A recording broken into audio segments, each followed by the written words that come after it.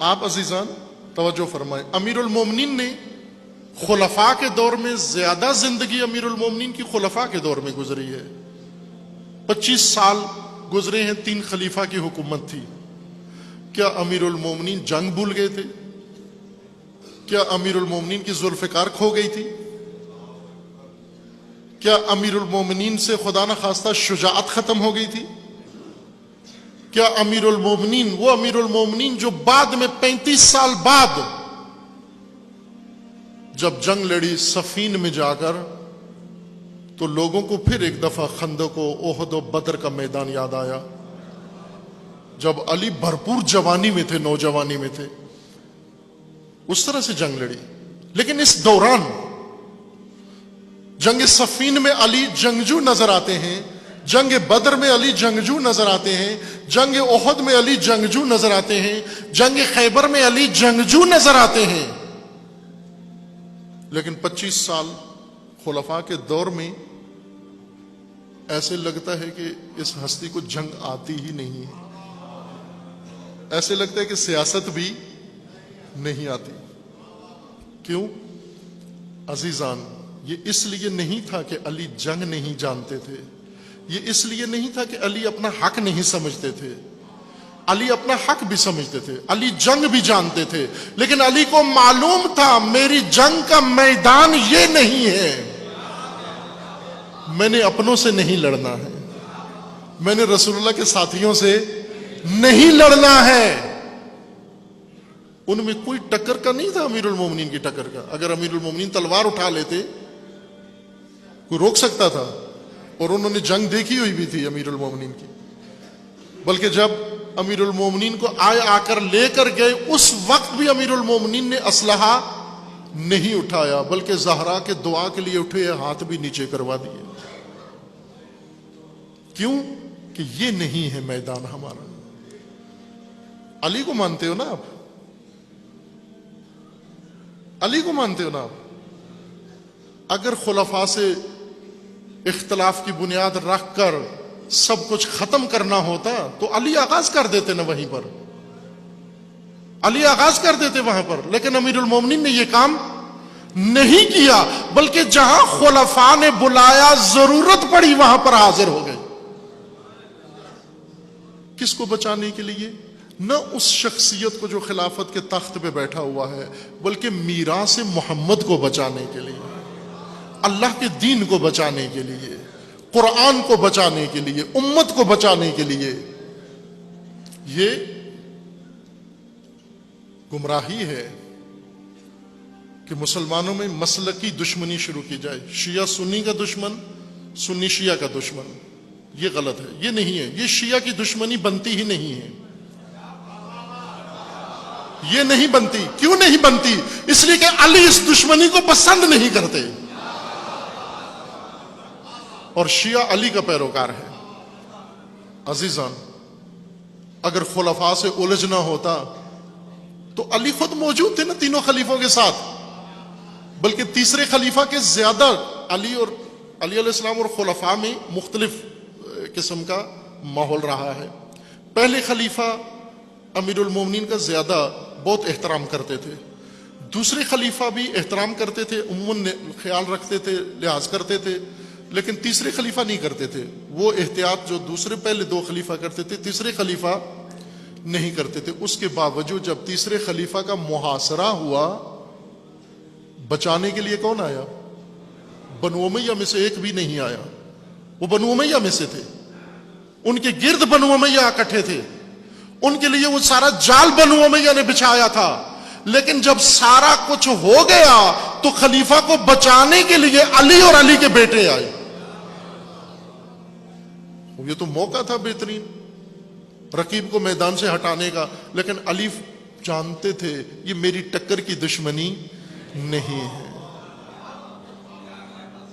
یہ میری ٹکر کی دشمنی نہیں۔ 3 جنگیں علی علیہ السلام کے دور میں ہوئیں، تینوں پر ناخوش تھے امیر المومنین۔ جنگ جمل میں امیر المومنین نے فتح پائی، مکمل فتح پائی۔ جنگ نہروان میں مکمل فتح پائی، لیکن فتح کا جشن نہیں منایا۔ فتح پائی لیکن جشن کیوں نہیں منایا بلکہ افسوس کیا، ان کی لاشوں پر کھڑے ہو کر افسوس کیا کہ اے کاش تم نہ آتے میرے مقابلے میں، اے کاش مجھے مجبور نہ کرتے، اے کاش میں نہ لڑتا تمہارے ساتھ جنگ، اے کاش تم میں عقل آ جاتی۔ خوش نہیں تھے امیر المومنین، وہ جنگیں ٹھوسی گئی تھی امیر المومنین پر، لیکن جب بدر میں علی لڑے، جنگ خندق میں، پھر جنگ خندق پہ آ جاؤں گا، آپ نے کنٹرول کرنا ہے اپنے اوپر۔ جنگ خندق میں جب امیر المومنین گئے، ایک نرالی شان سے گئے، رسول اللہ نے خود تیار کیا۔ امیر المومنین کو پہلے اپنی پگ پہنائی، اس کے اوپر خود پہنایا، پھر اپنی تلوار دی، اور پھر امیر المومنین کو خود رسول اللہ نے اٹھ کے آگے چند قدم روانہ کیا۔ اور امیر المومنین اس دن جنگ میں جس طرح سے جا رہے تھے، جھوم جھوم کے جا رہے تھے، ایسے نہیں پہلے جاتے تھے، پہلے اس طرح سے جھوم جھوم کے ہوتے ہیں نا، جب جاتا ہے آدمی دکھانے کے لیے جھوم جھوم کے جانا کہ میں آ رہا ہوں۔ خوب جب امیر المومنین گئے تو پیچھے سے ایک شخص نے کہا کہ غرور لگتا ہے، علی کی چال میں غرور لگتا ہے۔ رسول اللہ سے عرض کیا کہ علی کی چال میں غرور لگتا ہے، اور غرور کا نتیجہ اچھا نہیں ہوتا۔ رسول اللہ نے فرمایا کہ یہ غرور نہیں ہے، یہ غرور نہیں ہے، یہ ایمان کی مستی ہے، یہ شوق شہادت ہے، یہ عشق ہے خدا کا، یہ غرور نہیں ہے۔ یہ جھوم جھوم کے گئے۔ اب دیکھو ایک میدان جس میں امیر المومنین ابن عباس کو بھیجتے، ابن عباس جو سمجھاؤ ان کو، جا کر ان نادانوں کو سمجھاؤ میرے ساتھ جنگ نہ کریں۔ ابن عباس کے خطبہ دیا، جو علی کہہ رہے ہیں میں تمہارے ساتھ لڑنا نہیں چاہتا۔ انہوں نے کہا نہیں، ہم تو آئے ہی لڑنے کے لیے، لڑ کے ہی جائیں گے۔ پھر دوسرے کو بھیجا، سوہان ابن ساسا کو بھیجا، جو سمجھاؤ ان کو جا کر میں نہیں لڑنا چاہتا تمہارے ساتھ۔ پھر تیسرے کو بھیجا، جو انہیں کہو میں نہیں لڑنا چاہتا تمہارے ساتھ۔ پھر خود خطبہ دیا آ کر کہ میں نہیں لڑنا چاہتا تمہارے ساتھ، تم میرے دشمن نہیں ہو، تم میرے دشمن نہیں ہو۔ کیوں؟ اس لیے کہ تم کلمہ پڑھتے ہو، اس لیے کہ تم میرے رسول کے پیروکار ہو، میرے مخالف ہو، تم حق پہ نہیں ہو، بات غلط ہے تمہاری، لیکن نسبت میرے رسول سے ہے تمہاری۔ چونکہ نسبت میرے رسول سے ہے، اس لیے میں تم پہ ہاتھ اٹھانا۔ کبھی دیکھا ہے نا آپ نے، بڑا بھائی چھوٹا بھائی جب گستاخ ہو جاتا ہے، وہ کہتا ہے میرا دل تو کرتا ہے کہ تجھے ایک لگا دوں، لیکن تو ہے میرے باپ کا بیٹا، تو یادگار اس بوڑھے کی ہے، اگر اس سے منسوب نہ ہوتا میں تجھے مزہ چکھا دیتا۔ علی علیہ السلام یہی کہتے تھے انہیں، تم ہو بڑے گستاخ، تمیز ادب نہیں ہے تمہارے اندر، لیکن میں کچھ کر نہیں سکتا تمہارا۔ کیوں؟ کہ تم میرے رسول سے منسوب ہو، تم اس ہستی سے منسوب ہو۔ عزیزان، دشمنی اگر علی کے پیروکار ہو تو علی سے سیکھو دشمنی۔ اس تھیلی سے باہر آ جاؤ، فرقہ واریت کی تھیلی سے باہر آ جاؤ۔